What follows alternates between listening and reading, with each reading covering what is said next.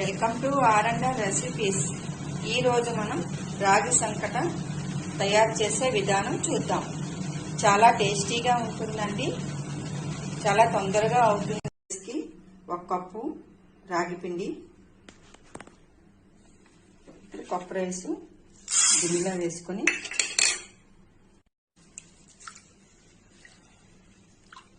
బాగా కడుక్కోవాలి.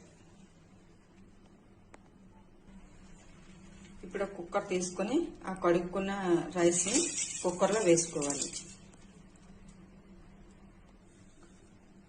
బాగా కడుక్కున్న రైస్ కుక్కర్లో వేసుకున్నాం కదా,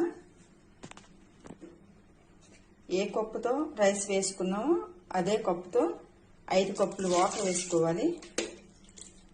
2 3 4 5 కరెక్ట్గా 5 కప్పులు నీళ్ళు వేసాం కదా. మూత పెట్టి లో ఫ్లేమ్లో 2 విజిల్లు వచ్చిన తర్వాత స్టవ్ ఆఫ్ చేసుకోవాలి. కుక్కర్ మూత వచ్చింది కదా, మూత తీసుకోవాలి. కప్పుకి 5 గ్లాసులు నీళ్ళు వేసాం కదా, బాగా ఉడికింది. రాగి పిండి ఈ కప్పుడు వేసుకొని లో ఫ్లేమ్లో 1 నిమిషం పాటు పెట్టుకున్నాం కదా, ఇప్పుడు ఇలా బాగా కలుపుకోవాలి. ఈ రాగి పిండి అంతా మొత్తం అంతా కలిసేటట్లుగా ఇలా కలుపుకోవాలి. ఇలా కుక్కర్లో చేయడం వలన చాలా సింపుల్గా కొత్తవారు కూడా ఇలా చేసుకోవచ్చు. మన అమ్మమ్మల కాలంలోని అమ్మమ్మలు నానమ్మలు ఇలా చేసి తినేవారు, అందుకే వాళ్ళు చాలా ఆరోగ్యంగా ఉండేవారు.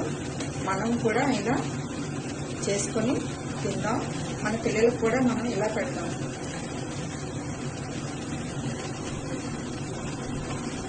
బాగా కలిసిపోయింది కదా, ఇప్పుడు స్టవ్ ఆఫ్ చేసుకొని ఇప్పుడు పప్పుకి నెయ్యి రాసుకొని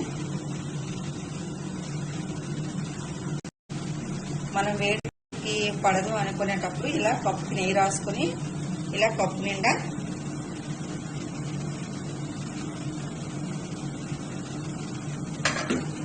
వేసుకోవాలి.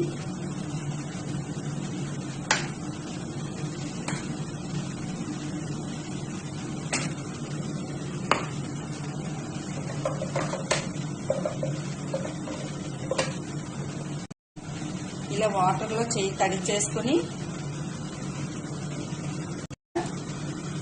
రాగి ముద్దలు ఇలా చుట్టుకోవాలి.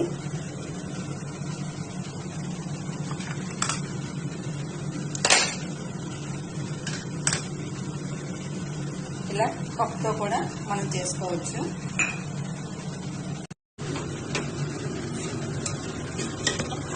ఇలా రాగి సంకటితో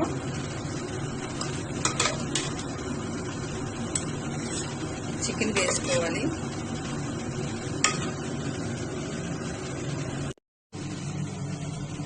రాగి సంకట రెడీ అండి. వెజ్, నాన్ వెజ్, సాంబార్ అన్నీ బాగుంటుంది, చాలా టేస్టీగా ఉంటుంది. మీరు కూడా ఒకసారి ట్రై చేయండి.